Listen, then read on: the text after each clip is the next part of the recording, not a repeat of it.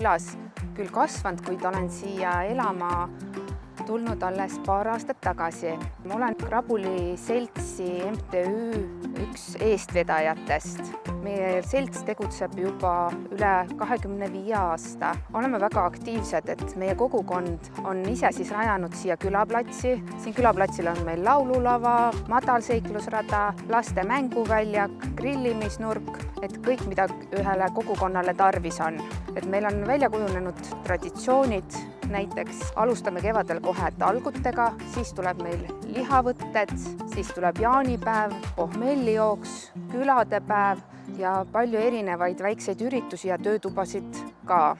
See aasta tuli minule ka kogukonna hingetiitel ja nüüd olen nomineeritud ka IVEC-i poolt. Ei võta kogu au endale, pigem olen seisukohal, et see on terve meie küla tiitel.